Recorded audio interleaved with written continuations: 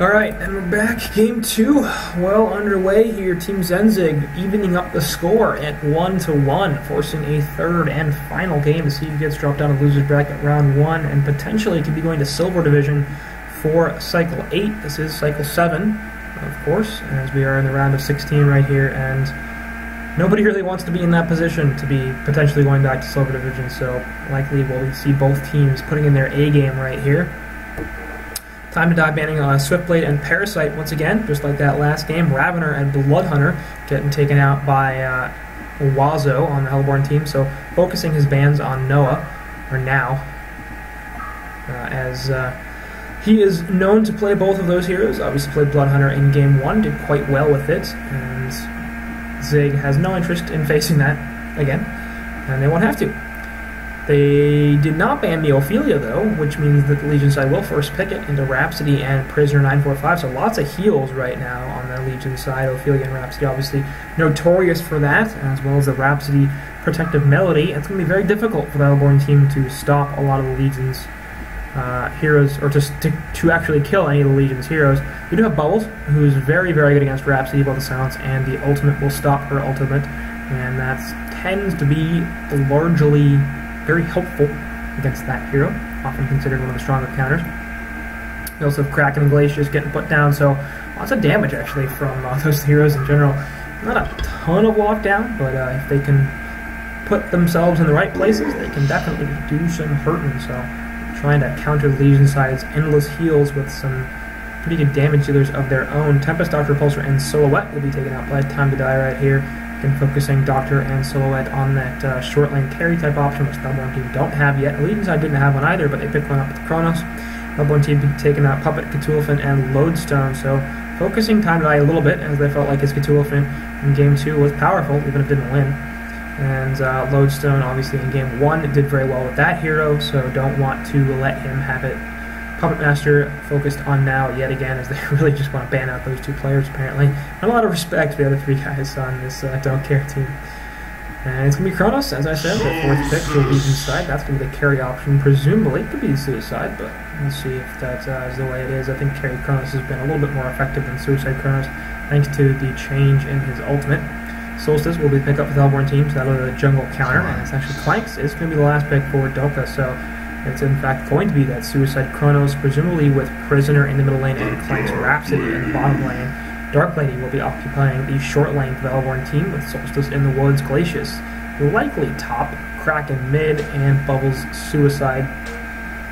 So both teams looking like they're going to run a babysit support for their hard carry.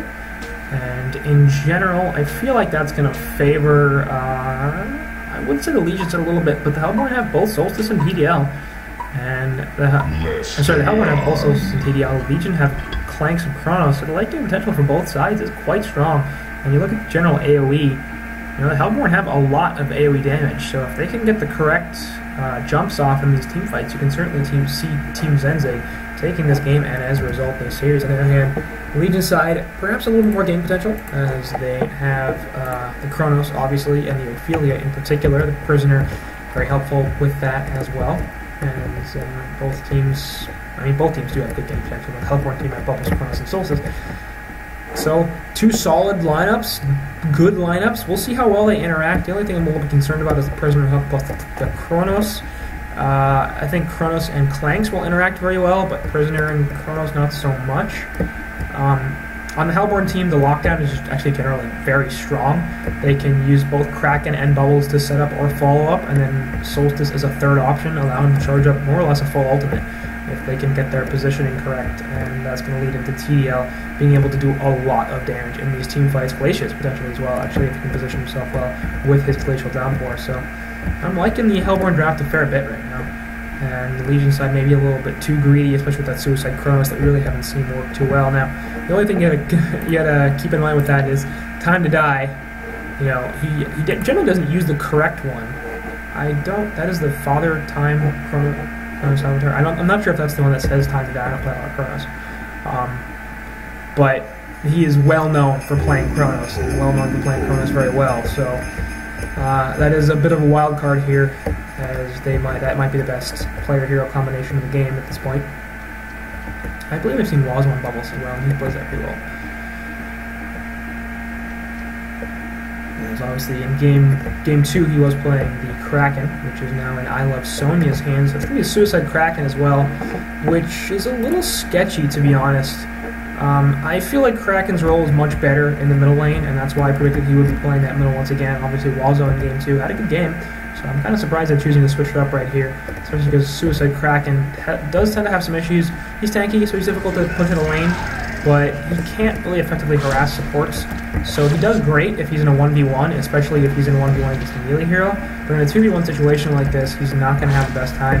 And they probably should have seen that coming, to be honest. I mean, I predicted the 2-1-1 from Hellborn and the 1-2-2 from Legion, and it was pretty clearly the obvious lane situation. Is Prisoner doesn't need a backup. Actually, you can hook in the bubbles right here, and he will have to shell surf away, so... Nice hook from Prisoner, going to put some good harass damage out, allow himself to get some extra CS, and actually Bubbles taking a lot of damage from these creeps as he was trying to do something with that wave, but unsuccessful, and he needs to be a little bit careful right here because Prisoner going to hook back up here in 40 mana, and that could be difficult for Bubbles to deal with. He actually will pop a health potion right here, and he should get right back up as a result. He still has some trees also, so I don't think he was actually pulled in the regen, he just bought a lot of it. So still 3 tangos on the Bubbles. And Prisoner currently sitting at 2, so I think Bubbles does have a regen advantage, but Prisoner about 150 gold off his bottom, so is Bubbles. So we'll see who gets that first. Prisoner does have additional creeps to kill, and that's going to be one of them. Thank you, Tower, for switching your target for no reason repeatedly and allowing Prisoner to just get free CS. That's not bad, so he will pick up his bottle right here, have it sent to him, and that actually will make a fair bit of difference right now. Bubbles does take cover here at level 3, has level 2 in Shell Surf, continue to try to harass out that Prisoner as much as he can, but actually taking some good damage from the creep wave. Bottom lane, meanwhile, it is I Love Sonya on that Kraken getting forced out. He currently does still have a health potion and 4 tree eaters, but he's going to eat some damage from that dance floor from Rhapsody, and it's just continuous the problem with Suicide Kraken. On middle lane, it's going to be Wazo dying right there, so the second I go off middle lane, of course, is when they initiate. Gets hooked back. I have no idea how the hell he got over there. Go back way far. Alright, here comes Ophelia with a Skeleton King, gets the net off, and the hook comes through. Actually ports the Shell Surf. That, I'm sure, was not the direction he meant to throw his Shell Surf, because that was not a good plan. Ophelia was a little bit low, but there's no way he was going to counter go right there, and he clearly could have gotten away, because if he did the Shell Surf the other direction, he had enough time to port and survive, and for some reason chose not to do so. The Kraken continuing to get harassed on the bottom lane. Actually, Clank's taking a lot of damage right here, and Kraken putting up a health potion, so if he's not careful, he could eat a torrent, and that could be bad. Clank's well aware that he's not in a great position in terms of overall survivability. Top lane, actually, it's going to be Darkblade having to run away. Solstice comes in with a stun. All of a sudden, Chronos looking to get turned on, has a time leap back up in about 6 seconds, but it doesn't matter. He has plenty of damage. You know, gets slowed down with a Taint Soul. They're going to try to dive him right here. He has a time leap. 1 second. He's going to get it off. He's trying to dive and bait out that Solstice to die, but a little bit too greedy right there. Glacius getting massively blocked. What a hero. Wow. That hurts. Oh, that was not great. Anyway, Invis Prisoner right here, looking to try to stop this Solstice from doing much. We'll stop the health potion and the mana potion, but not near enough damage to kill him. And top lane, Chronos definitely could have gotten away from that, as I said before, trying to get the Solstice to die, I think, but a little bit too greedy, ended up taking on a stun. And in general, you probably don't want to do that. Yeah, it's a really good play if you can pull it off, but you want to make sure that you pull it off. Meanwhile, we could see a death on Kraken right here as he gets stunned out by the Staccatos. The Minotaur stuns there from Ophelia as well. Flashbangs are in, and Kraken's going to fall. Now picking up the kill on Clanks. That's definitely not bad. He's nearly 400 GPM right now. He's a Frante in the middle lane at 370, thanks to that Bloodlust assistance.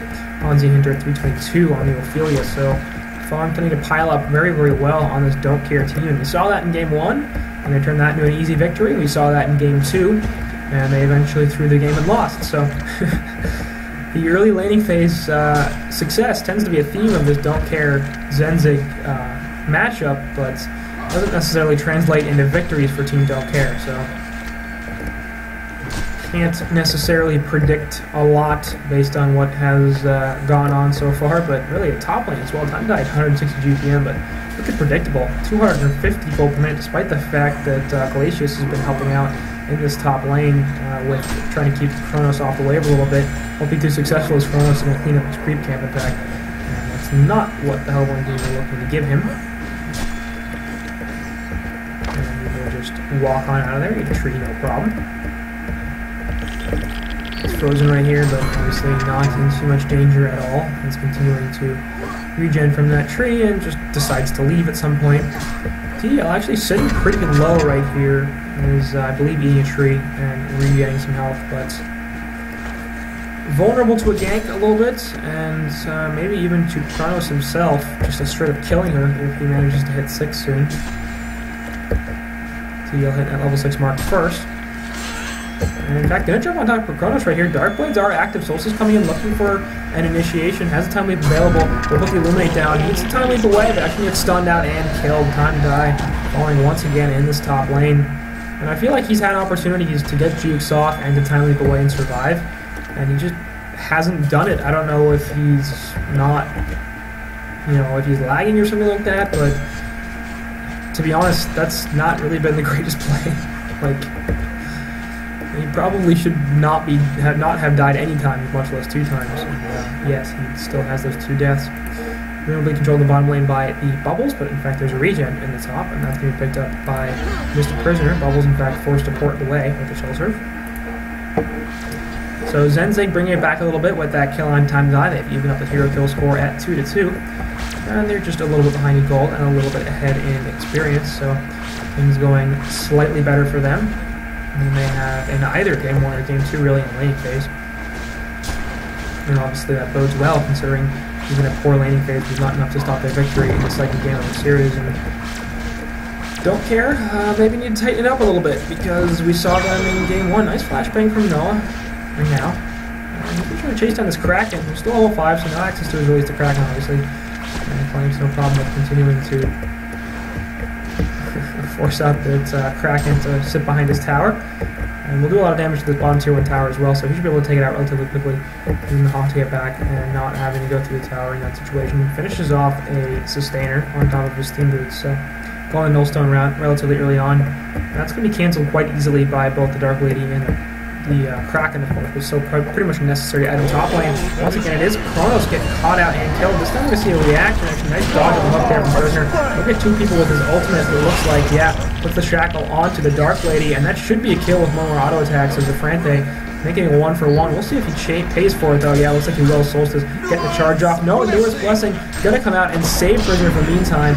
Won't be enough. Glacius needs to tank the tower a little bit to get Solstice out of here, but can't die himself. Gets very low. 1 more tower hit for Glacius and 2 more for Solstice. Would have been a kill. Where's that TB ultimate right now, man? He gets a double tap. Unfortunately, won't be there, so a good initiation there from Team Zenzyg as they pick up the kill onto Time to Die for a 3rd time, and they lose the Dark Lady in the meantime, but they pick up the counter onto Prisoner 945. There's a hero they probably want to slow down at least a little bit right here. 330 gold per minute, and not the greatest. If that hero can start to get going, he will do very well. Oh, once again, they're going to jump on top of this Kronos. The Dark Blade's continuing to silence him out. He's going to die for a 4th time, so Time to Die. I hyped up the play. How well he usually does on this hero, and clearly that was a mistake. He's just having an absolutely miserable time in this top lane. He is level 6. He needs to go somewhere else and set up a gank because we're 8.5 minutes in. They can make use of his chrono field on the Legion side, and they can't make use of it if he's dead. So stop going after the top lane, go somewhere else, get a gank, get a kill, and make yourself useful to the rest of your teammates instead of continuing to feed, because now you're a feeder. Feeder, chicken eater. What was the thing? Feeder, pumpkin eater, there you go. Cheater, pumpkin eater. Feeder, pumpkin eater. It's fine, don't worry about it. And that's exactly what we want to have happen. Middle lane actually gonna get the hook there, but Bubbles just like by. Shackle obviously does not stop the teleport from Bubbles to his shell serve, so even if Prisoner had gotten the shackle off, it really wouldn't have mattered. Kronos not choosing to use the chrono field for reasons I don't understand, because that would have definitely been a free kill on Bubbles if he had done so. Instead, he's rotating in the middle lane, taking Zafrante's farm and his experience, and not providing too much in the way of actual support and help. They obviously force Walzo back, but not the most important thing. He just comes right back in the lane. In the meantime, the HoN team is pushing the top towers. Glacius and Dark Lady trying to do whatever they can. Obviously, no Tempest on the HoN team this time. Obviously, their last game was DoCa playing HoN, but that makes it much more difficult to take on that top 2-1 tower. You have a hero like that. Middle lane, Ophelia gets in trouble, gets the kill on her. Solstice is there as well, gets charged back by Kraken. That'll be a pretty easy kill on HoN. Enter 280 gold per minute on him. And Solstice actually gets in trouble now as he gets shackled out. Will he be able to get the change? No, he can't. Hook back in. Solstice definitely going to fall right here, so it's a 1-for-1 so far. Ophelia for Solstice, jungler for jungler. Bubbles a nice avoidance of the bang, and he will be able to get out there, no problem. But the rest of the Legion side has grouped up here in the middle lane, looking to take out some towers. Ophelia able to live on past death with the creeps, and that will assist in the first tower kill of the game, going to the Legion side as they take out the tier 1 in middle. And Bubbles still sort of actually hitting 3 heroes right there. Hope will allow them to kill the creep wave. That's not bad. We'll see if they continue to try to push this tower. My guess is if they do, Zenzyg will respond. Seems like they're going to back off right there. Top tower does go down in the meantime to Dark Lady, so she's at 415 gold per minute. Not quite as good as Clank's at 463, and Clank's a hero that doesn't need quite as much farm as TDL does in terms of overall GPM. He's much more successful at the 500, 550 GPM range, whereas TDL really needs to get 550 plus for her to start to seriously take off. Invis Prisoner, going to be able to find out this Kraken right here. Kronos is there as well, and you're basically just going to shroud the Kraken in. There's no way for him to get out of it. I Love Sonya will die. Didn't realize that Prisoner was there and on his butt. If it was just the Kronos, he actually might have been able to get out of there with a solo juke, but with Prisoner knowing exactly where he went, he was able to block him in the trees. Well played from Zafrante. We decided to try to jump once again, and that'll be another kill, this time on Predictable's Dark Lady, so that's actually a pretty major pick, as they managed to find the opposing team's carry hiding out in the woods somewhere. I'm not really sure if the HoN team wants to fight this anymore. Solstice setting up for a big ultimate. That's going to be a big ultimate right there. He's actually walking into it is Drogon. He's going to get eaten. Freeze goes through onto Prisoner, looking the ultimate down, but he's going to die before he can go through. There's the Chrono Field onto 3 in the back. They get one, but Ophelia still dying in the background. Bubbles coming back in, looking to finish off the Clanks. That will happen. Chrono's now trying to run away. He should not actually get out of this as Solstice has the charge active. No more leaps available for Chronos. He gets slowed down a little bit by Solstice. Look, Splash goes down. He does actually rewind it, but it's not going to be enough. Time value is picked up as a genocide in favor of the HoN team. They didn't even need Dark Lady right there to do it. It was mostly the Bubbles and the Solstice. There's actually a pretty big Kraken ultimate there as well, so I should give him credit. But those 3 heroes doing almost, or really doing all of the work to take out the entire Legion side. And Team Zenzyg looking real good here, as they have completely shut down the Kronos. They've started to address the Clanks a little bit, and even though Predictable on that Dark Lady is not doing very well, it's still generally going in their favor, as they have a slight goal advantage and a pretty substantial experience late as well. Solstice's ultimate was huge. Gotta watch out for that. Middle lane, it's going to jump on to Kraken. It should be falling right here. As Zafrante with Shackle and whatever buff. Kronos though going to get countered, and that's going to be a counter kill. So both suicide heroes going down. And in general, I think it does favor the Legion side slightly, just because Kronos is doing almost nothing right now, and Kraken desperately needs his portal key. So with 700 gold saved up, he's not particularly close to it, and every time he dies, he gets pushed further away. Frank's going to be able to farm the Hellborn team's woods a little bit, and feel a little, safe doing so. Thanks to his Hawk and his Nullstone. Bubbles going to try to pick, won't be able to find it. And they're going to sort of look through the woods, see if there's Clanks anywhere. There is no Clanks. That's too bad, they'll just walk on out of there. So Zenzyg starting to pick up some items. TDL has her Sustainer. I would imagine this is the rest of her Rune Cleaver, or maybe just one piece of it. So not going to be a quick cleaver anyway. Bottom lane is going to be the initiation here onto Rhapsody. Eats the Splash, the Torrent, and that's going to be a definite kill under her. Clanks, though, in the background looking for something. This is cracking completely with. Kraken's in a lot of trouble. Going to die right here. The Prison Ultimate looks pull 2 back in. No, nice fake cover from Bubbles. Won't be able to keep Solstice alive. Bubbles with a beautiful Kelfield as well. Gets into 4 people and is able to shell surf away. So Wazo surviving no problem. 375 GPM, and yeah, showing he is a damn good Bubbles player. So At least I got something right from the beginning. But nice fight there from the Legion team, and they're going to turn that into a group up and push in the bottom lane. That should be a pretty easy tower kill. First 2-2 tower to go in the game. Obviously the top tier one hasn't even fallen yet, but meantime HDL pushing the top lane. And speaking of Waso, he's jumping in, trying to slow him down a little bit. But actually that was a pretty bad decision as he gets pulled back in, and that'll be a kill. Shackle does plenty, and they take cover insufficient to keep him alive. So Wazo getting a little bit aggressive there, probably shouldn't have been, and as a result he takes the death. Astrolabe, by the way, is finished up on Ophelia. Clanks has finished off his Nullstone. Obviously that was a while ago. Steam Boots will be completed on Chronos. Pushbook already on Rhapsody. Portal Key on Prisoner 945. So some mid-tier items coming out from the Legion team. And Clanks, is he going for a helm, or is he going for an icon or a heart? My guess is it's a helm, but that's really strange. Picking up a Beast Heart right here. I mean, he doesn't really need the icon when he has the Nullstone. Really, he has plenty of mana regen. That's not an issue for him. And I suppose he could get a lot tankier with the Helm of the Black Legion, but this is a situation where, you know, Clanks needs to be doing some damage right now, because Ophelia is not getting a lot of damage. Raptor's going to do almost no damage. Chronos is going to do almost no damage. In fact, he's going to reduce some of the damage taken by the Hellborn team, thanks to that 25% reduction while they're inside the Chrono Field from sources outside of it. And speaking of Chronos, middle lane, going to jump on top of Solstice. We'll put the Chrono Field onto 2 flanks here, looking to follow that up. Trader there as well. Will go right back in as I'm a Cake and Hanzi and Ren, sorry, both die right there, no problem. So Ferrante picks up a kill. I thought you got a double tap. No, it's now getting the second kill. So really nice series of picks right there. And only Bubbles going to be annoying and thinks he's so funny. Nothing he can really do to stop his tower kill. So he just backs on out. Meanwhile, Predictable continuing to farm the top lane, sitting at about 400 GPM. He has finished off his Ring Cleaver now, as you can see the second broadsword headed to him. And that will allow his farm to pick up very quickly. And he's going to need it, because he needs about 200 GPM more if he wants to effectively farm this. Can he reach him? Yes, it will. Just barely. So, well timed. And yeah, they're actually going to send the courier up because they realize the entire Hellborn, the entire Legion team is in the Hellborn Woods. Don't want to lose that courier. So, good micro right there. Anyway, TDL finishing off her Rune Cleaver, and Solstice looking for an Insanitarius, I believe, right here, as they pick up the Gloves of the Haste. He's for something? Gloves of the Swift. Gloves of something. Gloves of the Haste makes no sense.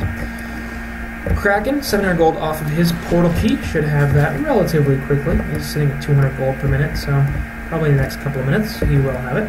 Bubbles has his Portal Key of his own. Obviously, that's the core item for him. Likely going to go for Grave Locket, I would imagine. Maybe a push book, though, as he's picking Major Totem, so either of those would not be particularly surprising. And Legion side continue to group up a little bit here in this middle lane, try to push stuff down. And died 250 GPM, actually, so he's picked up pretty well. Considering he's died 6 times, 250 gold per minute is not bad at all. And now on that flanks is at 530 GPM, so it's not like he's taking farm away from flanks, really. The entire Legion side is farming really reasonably well as a whole. Even Drogon at 240 gold per minute. We saw that last game as well on the Engineer. Just farmed quite well for a support hero. And the vision for the Legion side isn't the greatest, so perhaps that's being sacrificed a little bit as Drogon's looking to get CS. But oh well. Anyway, Darkling in the bottom lane could be in some trouble as he's already used his charge. Going to try to TP away. That's not going to happen. And now picking up the kill right there on a Predictable, who for some reason was pushed all the way down here to the tier 2 tower in the top lane with absolutely no vision against a team of the Clanks and a Chronos and a Portal Key. That's just poor position, to be honest. I mean, that's not something you want to be doing. So, I think we can safely say that that was a mistake. The Hellborn have overrun a Legion FOB. He definitely paid for it. On tower going down in the meantime to I Love Sonya on that Kraken, who's now at 2,800 gold, so he will have his Portal Key. And that's going to do a lot to solve the initiation problem from Legions for the Hellborn side. Oh, Elder Parasite, that's what it is. Beast Heart goes into 4 things, and in 3 of them. Elder Parasite, very interesting. I don't mind it actually at all. It's going to assist his general attack speed, and of course that's very helpful with the Lackey, and now with Thunderclaw, as you just saw him pick that up. That is being delivered right now to flanks. Meanwhile, Solstice looks like he's getting set up on. Yeah, there's the initiation prisoner. We'll be good. getting pulled back in. Hook is there as well, so Frante picking up that kill onto Solstice, and Island Cake dying for the 4th time in this game. The Legion have overrun a Unfortunate, as those prisoner runes, especially the invises, have proven to be very successful. So approaching 20 minutes in, the Legion side and Don't Care have rebuilt their lead. 6k gold, 5k experience, not doing bad at all. Looks like, by the way, Kronos will be going for Staff the Master, I think. Because that's the glowstone into the Mighty Blade and Neophyte's Book and Quick Blade to prevent the reduced damage from his teammates outside the chronosphere. And it's either that or Refresher Orb. I think both of those are fine choices, because really his role is not to do damage, it's to provide a Tempest ultimate without a Tempest and without the need to channel, essentially. It's pretty nice. The Legion have overrun a Hellborn FOB. So the Staff of the Master will essentially allow him to do that, and he has built in Blink of course stop. By the way, Plank's getting jumped right here, but doing a lot to run around with the Hawk, trying to avoid the Kelp Field from being able to lock him down. Actually, it's the Elder Parasite as well. He's a little too fast now all of a sudden. And turning on the Goon Squad, he's going to turn this on the Dark Lady. The Elder Parasite additional regen is allowing him to just destroy these heroes, and not now absolutely wrecking that initiation, countering it by himself.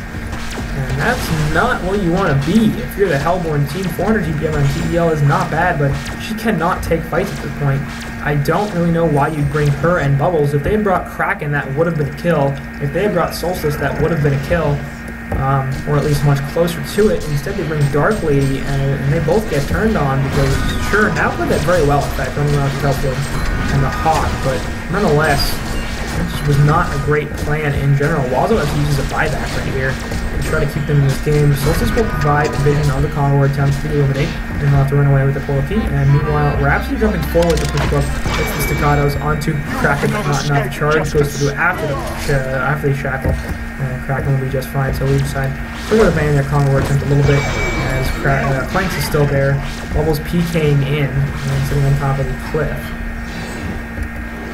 We'll see if the Legion side can actually finish off this Congo or pick up a Token of Life, or if the Hellborn team will be successful in their attempt to initiate. There goes the Solstice ultimate, charging up on a lot of people, actually missing everybody. Kraken ultimate also completely misses. The Kronos only catching one though, and it's going to be time die falling right after that, but it's still the Hellborn side melting all over the place. The only one left alive at this point is Solstice. He will be falling as well.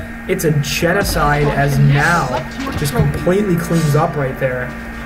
Kills everything. He's 10-1 and 665 GPM. Picks up a Token of Life as well off the Kongor kill, and everything turning up Don't Care at this point. They're going to start to push the base right here, and I'm very worried here if I'm Team Zenzyg. Predictable Dark Lady is just not doing what it needs to, and now is well on his way to snowballing and becoming impossible to deal with. With the fortification will slow him down a little bit, but always not nearly enough. This should still be racked in about 10 seconds. That's plenty of time for them to kill these melee racks and get out. And so, here we go. Starts the respawn, but the Legion side is gone. Teleport coming in, Hawk here by Planks. And Bubbles going to try to chase him down a little bit. Gets the Kelp Field onto the one. Elder Parasite's active. He's going to be stopped from the teleport by the Kraken charge, and Planks will be falling right here. Has a Token of Life, of course, so he should come right back up. The Legion side presumably going to need to protect him a little bit. There goes the person actually with the initial jump on the prison break. Will only pull the Dark Lady back in, but that's going to be enough to turn it around and kill her. Planks all of a sudden right back up here. Wazo won't be able to survive. Neither will Solstice. Kraken left alive on his team right now. Portal key charge away is going to be enough to get him out of there. Maybe it won't. Actually, he's getting slowed down. There's Prisoner right back in. Bang's going off. And I think Kraken is probably going to fall. Yep, he dies. It's a hat trick right now for Noah now, and he will lead that into a victory. Towers won't be able to finish him off, as Don't Care takes game 2, and as a result, the series. So definitely Zenzyg having their opportunities to win game 2 and really just taking a lot of poor fights. Predictable's Dark Lady not doing particularly well, and obviously a very late Runed Cleaver. Then they started trying to fight with her when, you know, Runed Cleaver is just the gateway to other items for the most part in TTL. It does do a lot of damage, especially with the charging strikes, but only once you have other items on top of it. Really, by itself, it's not enough. The only situation in which it would be is if you had a ridiculous amount of AoE lockdown and you got it all off. So if they had a Tempest on top of the Kraken and the Solstice and the and or the bubbles, and they got like a 5-man Tempestol, charging strikes with a Ring Cleaver could be really, really valuable. But that pretty much never happened, and you can really never expect it to happen. So in the end, Zenzyg going to be dropped down to the losers bracket round 1, while Team DoCa moves on to the round of 8. And I can tell you right now that in fact Zenzyg, because this game was not played, Team Zenzyg did in fact forfeit against Team Name is Irrelevant, so Zenzyg dropping down to Silver Division once again for Cycle 8. They have been bouncing back between Gold and Silver for most of HoN Tour Season 3. We've seen them a couple of times up in Gold, and then they can get demoted and stuff like that. But, they're showing that they have the potential to hang out in a series like this. They probably could have won it with a little bit better decision-making, but DoCa had the better decision-making. They had a slightly better draft, apparently, in the end, and that's going to result in them advancing to the round of 8. So, thanks for watching, guys. Good series. And I'll see you next time.